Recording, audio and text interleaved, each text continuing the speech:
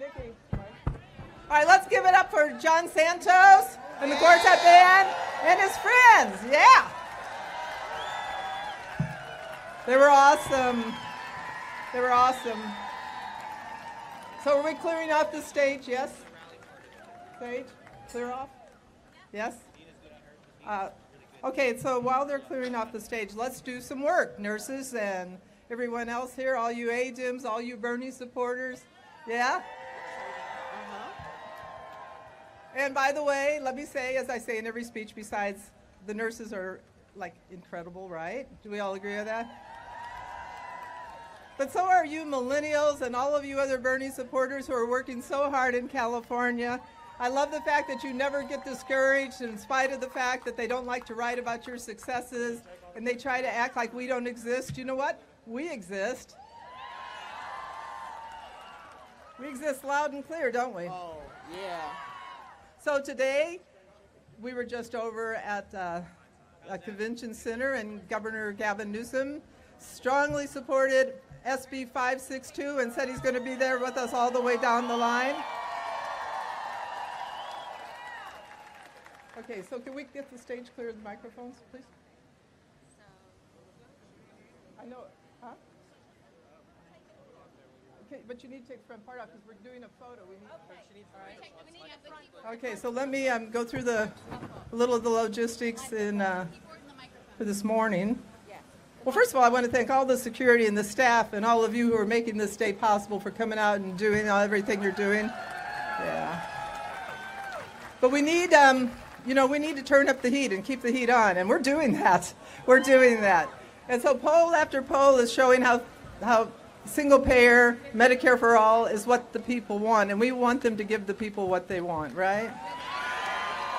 And Speaker Rendon using czar-like powers to hold up the assembly from a vote. What do we have to say to him? Big boo. All right, so we've got a single-payer bill in California. We've got a single-payer bill nationally, Bernie's, right? Well, we need you to help. Okay, and here's how you can help. Right now, everybody's got some sort of device because you keep taking selfies. I know that. We need you to tell your senator to sign on as a supporter of the Medicare for All Act. So take out your phones. Drop your signs, take out your phones. And by the way, speaking of your signs, you can do your signs when Bernie comes out, but the press can't see over your signs. So we want the press to be able to see Bernie, okay? All right. So when Bernie comes out, you can hold up your signs, but then put them back down, okay? All right. All right, so take out your phones. Text M4A. It's on there, which is Medicare for All. That's M4A.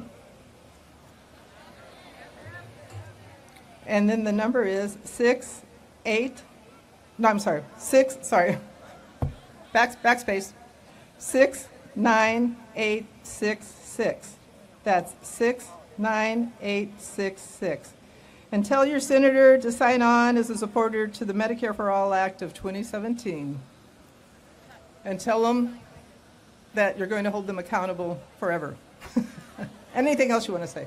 Okay? All right, so Bernie's here. But while we're waiting for Bernie to be here, I thought we'd have a little fun, right? So let me bring up who I consider to be like one of the coolest women in America and also the best Bernie surrogate, Nina Turner. Nina. Brad. Nina. Brad. My own here. Is this on? There it is. There it is. There it is. There it is. Okay, so Nina, what are we going to do this round? Yeah, well, we're going to talk about Medicare for all. Yeah, let's do it. Right? Right. Everybody in. Nobody out. Everybody in. Nobody out. Everybody in. Nobody out. Beautiful. Now, Rad, the nurses and everybody that wants to be a nurse. That's cool. And sometimes the fight may seem discouraging, but in the words of the great President Nelson Mandela, it always seems impossible until... Let's do it again. Let's do it again. Yeah, we're going to do that one more time? I think we should do it 5 times. 5 times. All right. It always seems impossible until... It always seems impossible until. It always seems impossible until. It always seems impossible until. Shut up. Yeah. Yeah, I'm feeling that. Yeah. I'm feeling that. What are you feeling? What else are you feeling? Ooh, I'm feeling that. Yeah, you feeling that? Are we feeling something? Yeah, we're feeling something. We feeling something? Okay. All right. Now, when we say feel, you say burn. Feel. Feel. Feel. Feel. When we say feel, you say burn. Feel. Feel. Feel. Feel. Feel. Oh, right. We threw something at them, right? Yeah, come on now, y'all. I know the millennials got that. Come on, baby boomers and Generation X. Come on now. Don't let the millennials outdo us. Yeah. When we say feel, you say feel. Feel.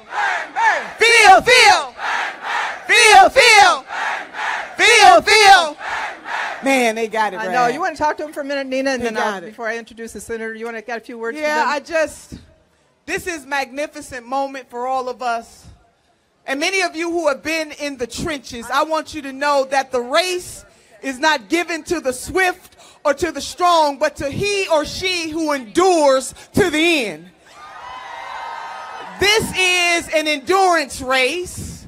And anybody who does not believe that Medicare for all can be done need to get out of the way of the folks who do believe that it can be done. So this is our moment. And I want us to give a shout out not only to our senator, but also to Congressman Conyers, who's been introducing this bill since 2003 in the House of Representatives. Because everybody needs a partner, because it takes teamwork to make the dream work. And we are the team. And so we owe a great deal of gratitude to all of you who have been in the trenches, but to the man who has had the courage to stand on the front lines in the Congress, which is Senator Bernie Sanders. So we got to show him all the love. Now, Rad is going to introduce him. And he's going to talk about his vision, as he's always talked about his vision, but he's always said that this is not about him, but this is about us. And that in the United States of America, baby, if we can go to the moon, we can have Medicare for all. If we can abolish slavery, we can have Medicare for all. If women can get the right to vote, baby, we can have Medicare for all. So it always seems impossible until it is done. And all the great social movements in this country, and we know that the Reverend Dr. Martin Luther King Jr. said, of all the inhumanity, all of the inequity in this country, by far the greatest is not having adequate health care. But this is an idea whose time has come, and we are the ones to get it done. People power will win the day. People power. So whose house? Our house. Whose house? The people's house. Whose house? The people's house. Whose house? The people's house. Whose house? The people's house. All right, Rad. Do your thing, baby. Do your thing. Nina Turner. All right, we're feeling the burn. These are pretty serious times out there. You know, we're kind of on the precipice of Armageddon, right? With our world leaders trying to out-macho each other is a little scary to wake up, and especially if you're on the West Coast and think, oh gosh, all that could happen. And then there's like all the suffering and all the pain. And then these people come along in our lives called nurses, called activists, called movement leaders, called Bernie Sanders, called Nina Turner, right? And they make such a difference. They make such a difference in our lives, right? So I think we're all here.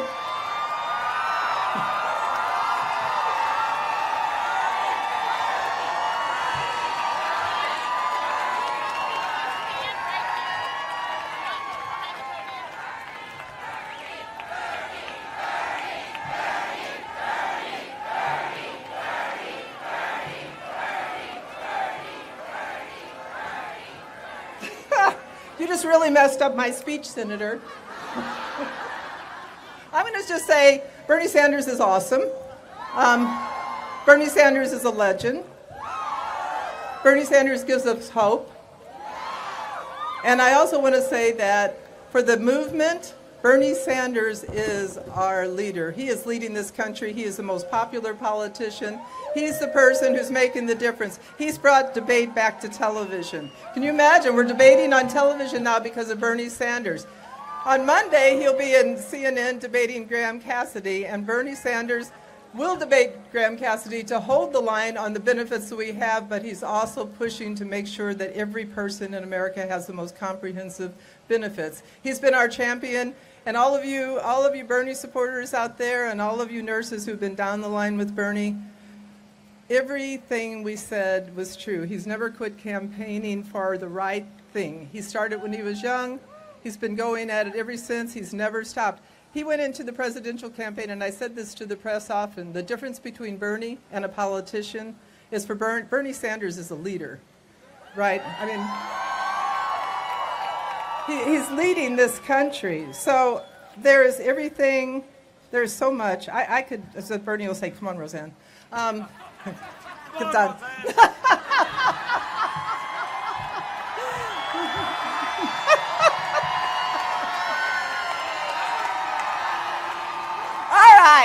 All right, but I want to say one more thing. Run, Bernie, run. Let's do it. Run, Bernie, run. Run, Bernie, run. Run, Bernie, run. All right, Bernie Sanders. It's going to drive me completely crazy, you know?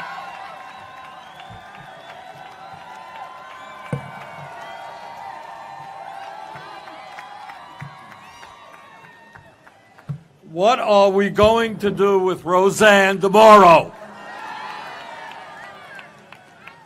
Let me begin by thanking Roseanne and by thanking the 185,000 members of the National Nurses United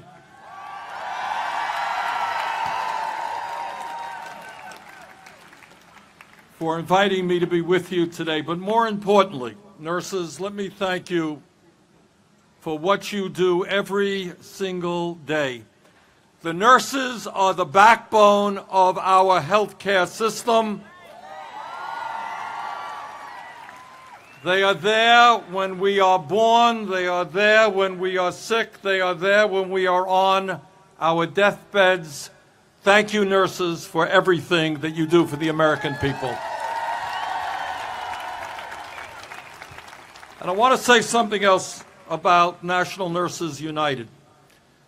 It is hard enough to do a difficult job, like being a nurse, going out there, doing all that you have to do, dealing with the emotional stress of seeing loved ones die and suffer. But what nurses understand is that for them to do the job they love and are trained to do, they understand they cannot function effectively in a dysfunctional healthcare system. How do you do your job well when people walk in the door and have no health insurance to pay for the therapy and the procedures and the medicine they need? And that is why the National Nurses United has been leading this country in the fight for a Medicare for all single-payer system. Thank you, nurses.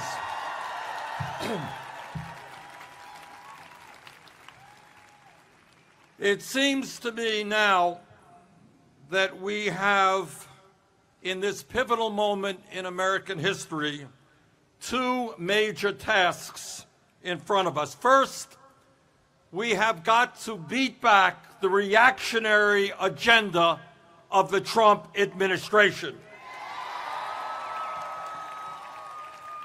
This is an agenda designed to benefit the billionaire class and to ignore the needs of the 99%. It is also an agenda which in an unprecedented and ugly way, is trying to divide this nation up on the basis of the color of our skin, our sexual orientation, our religion, or the nation that we came from. And our message to the Trump administration is, you are not going to divide us up. We are going to stand together. We're going to take you on, and we're going to defeat you.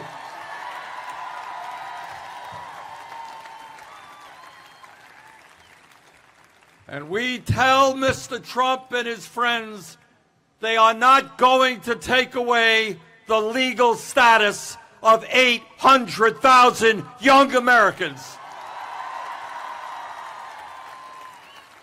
And we are telling Mr. Trump and the Republican leadership they are not going to give huge tax breaks to the 1% and then cut back on education, environmental protection, and the needs of our children.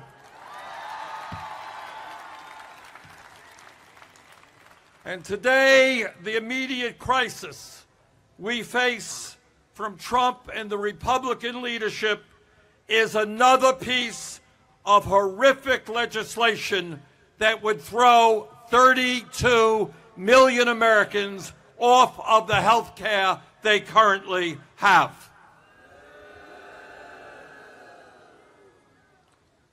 I want you all to think, get beyond politics for a moment, and think if today you are an American dealing with a life-threatening illness. Maybe you have cancer.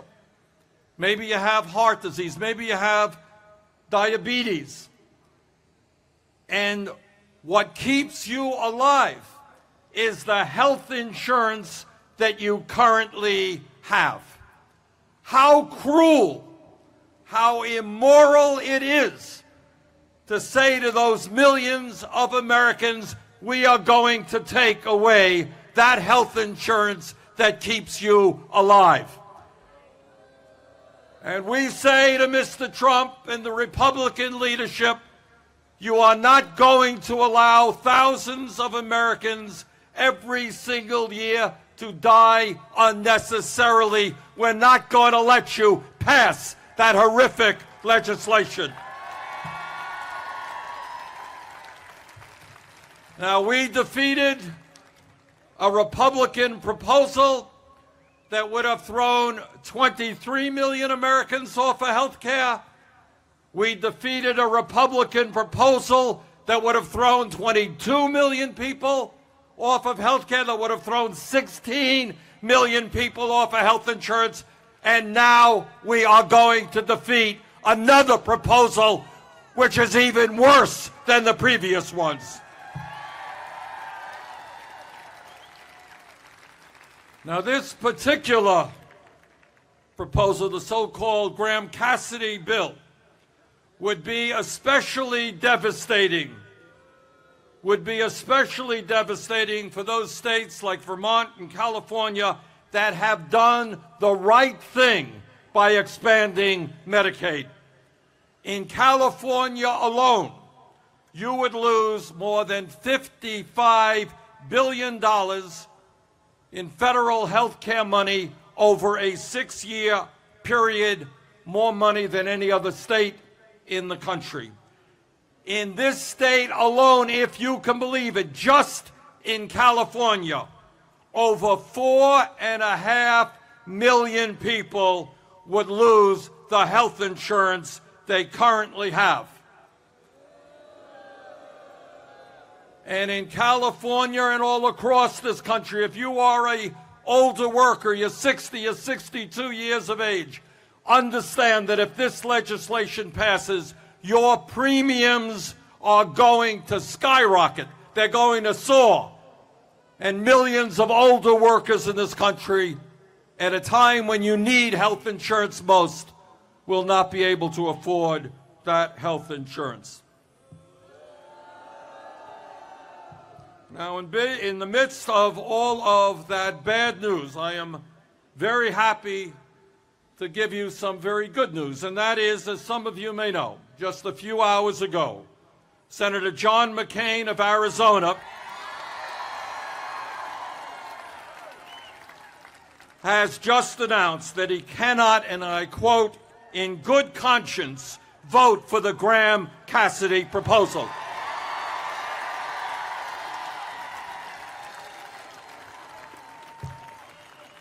Thank you, John McCain. And John McCain has a conscience, and I wish very much that the rest of the Republican leadership had that conscience as well. You know, I've known John for many, many years, and we have very fundamental political disagreements, but over the years, he has shown incredible courage, not only as a prisoner of war, but also as the co-author of the McCain-Feingold campaign finance law, which attempted to get a handle on one of the great crises we face, and that is billionaires buying elections. And John, of course, was one of the Republicans to vote against the last Republican bill and help defeat that. But even with Senator McCain's opposition, our struggle on this legislation is not over. And our job is to continue to make sure that the Republicans do not get the 50 votes they need, which plus the vice president's vote will give them a victory. So I beg of you, please do everything you can. Get the word out all over this country to your friends to tell them that no Republican should vote for this disastrous bill, and if they do, they will pay a very heavy political price for that.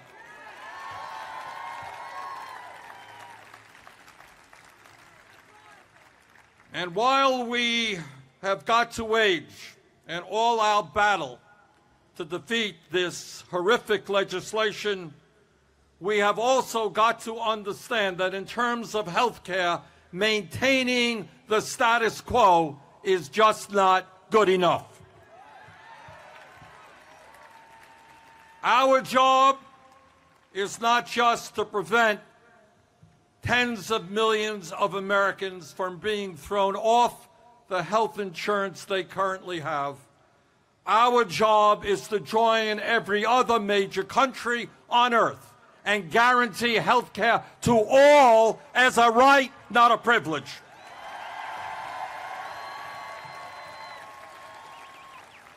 The time has come for a Medicare for all single-payer program, and I am proud to stand before you having introduced that legislation in the Senate with 16 co-sponsors.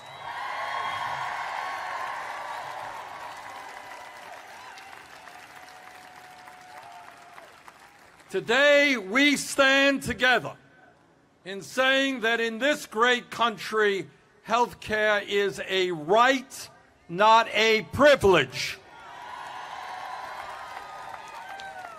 Today, we say that we are sick and tired, and the nurses know this better than anyone, of seeing people who are sick not able to go to the doctor or the nurse because they have no health insurance or the deductibles or co-payments are too high.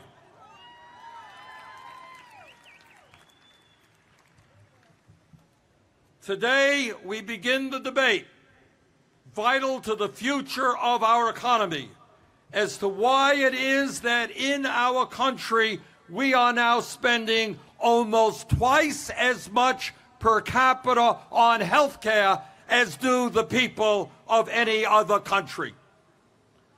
Why is it that we are spending in this dysfunctional healthcare system almost 18% of our GDP on healthcare, a number which, if we don't change the system, will only rise in the years to come?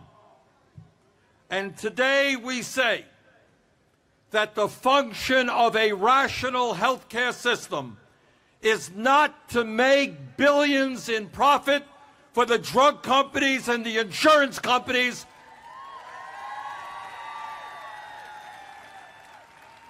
The function of a rational health care system is to provide health care to all people when they need it, and not to argue with the insurance companies as to whether or not they are covered for the procedures that they paid for. And today we say to those families in California, Vermont, and all over this country who are spending $10,000, $15,000, $20,000 a year on health insurance, that we know that this is an insane amount of money to be paying in order to protect your families. And we are here to tell you that under a Medicare for all single-payer system, the cost of health care for the average middle-class family will significantly decline, and that family will be much better off than under the current dysfunctional system. Now, my Republican friends will tell you that you may have to pay more in taxes, and depending on your income, that's true. But what they won't tell you is that you're no longer going to have to pay that $5,000, $10,000, $20,000 a year to the private insurance companies.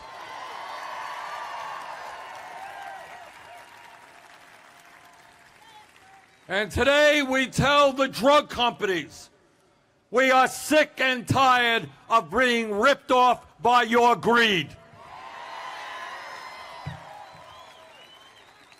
We are tired of having 1 out of 5 Americans under the age of 65 not being able to afford to purchase the prescription drugs their doctors prescribe. Can you imagine how crazy that is? And at the same time, the top 5 drug companies last year made $50 billion in profit. So we say to the drug companies, we are going to end your greed, and under Medicare for all, we're going to negotiate prices with the drug companies.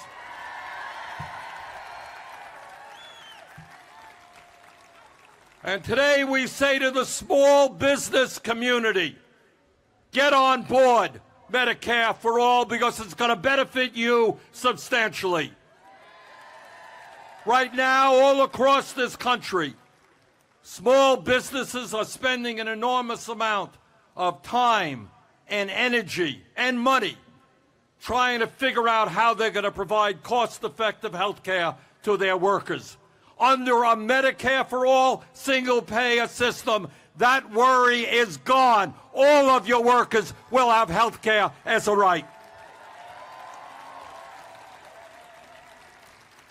And today we say to millions of workers all across this country who are at jobs they would rather not be at, except for the fact they have decent health care on those jobs.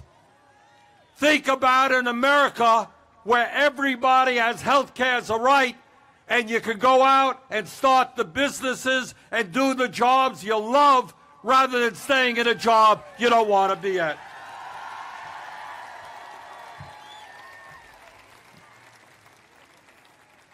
So health care for all in a Medicare single-payer system is not only good for patients, it is good for the business community as well. 52 years ago, as you all know, President Lyndon Johnson signed historic legislation that said that in the United States of America, if you are 65 or older, you will be guaranteed health care as a right.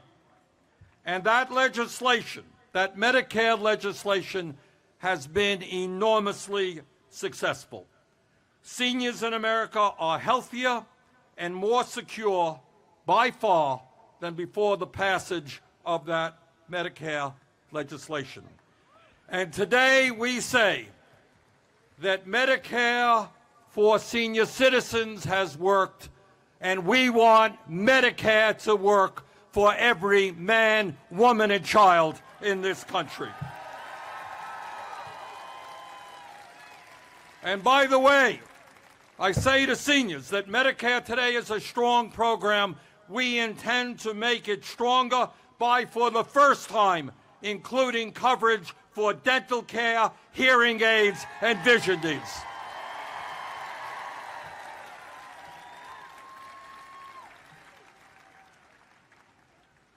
The Affordable Care Act, I think, as we all know, made significant improvements to our health care system.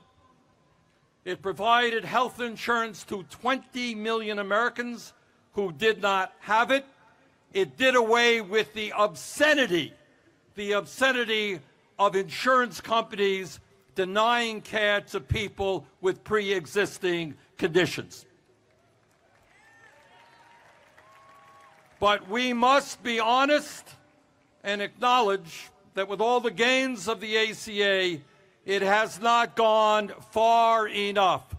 28 million Americans still have no health insurance, and many more are underinsured with high co-payments and high deductibles. And our job today is to say that we are going to have a health insurance that does away with all co-payments, all deductibles.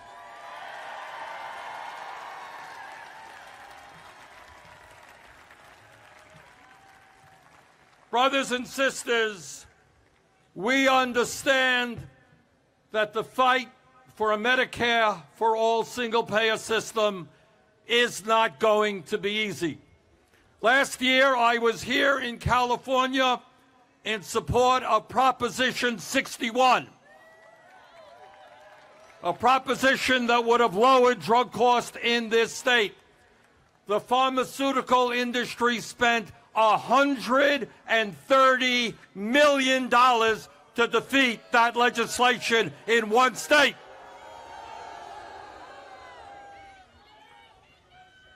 If they spent $130 million in one state to defeat one referendum, think about what they're going to be spending all across this country to defeat a Medicare for all proposal.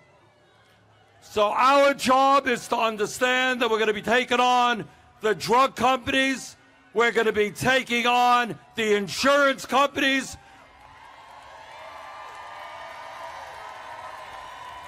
we're going to be taking on the medical device companies. But you understand and I understand that when the American people stand up together, we're going to win this fight.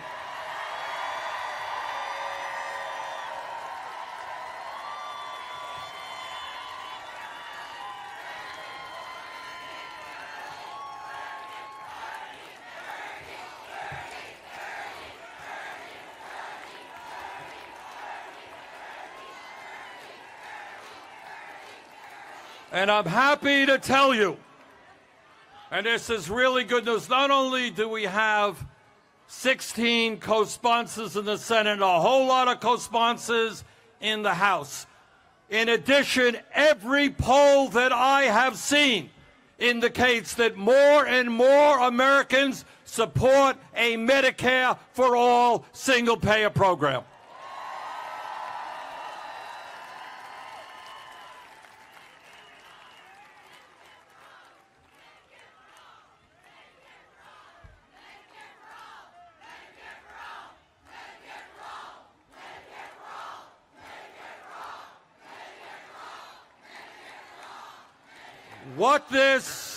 What this struggle is about literally goes far beyond health care.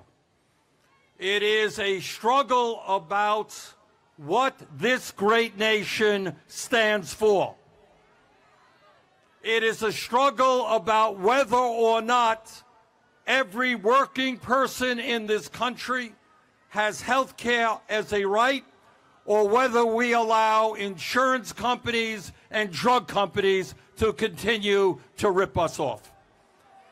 It is a struggle about whether Congress listens to the American people or listens to the billionaires who make huge sums of money off of the current system. So let me conclude by saying this. This is the year 2017. For decades, great Americans from FDR to John F. Kennedy to others have talked about health care as a right. After decades of talk, now is the time to get it done.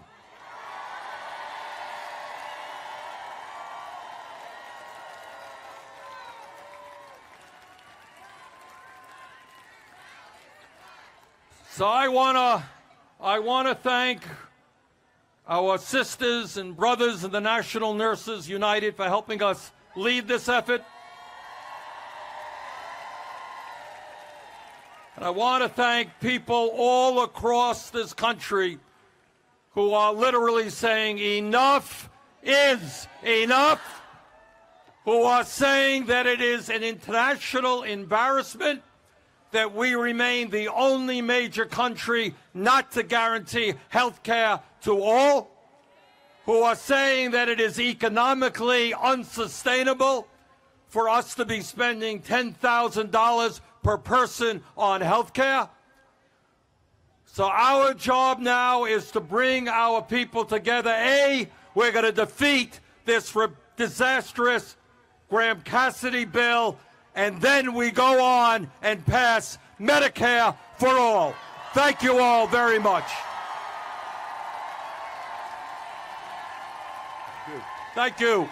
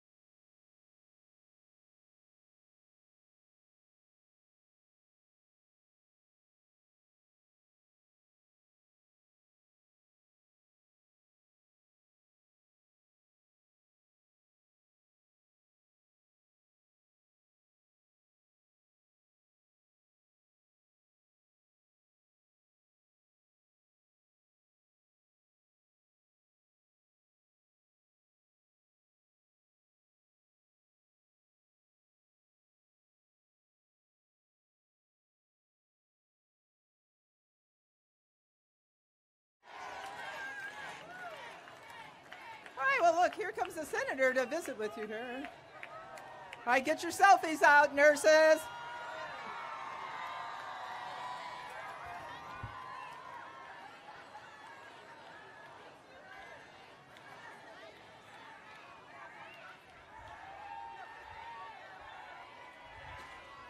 Thank you, everybody who came out over there. Thank you. We're going to do this. We're going to do this.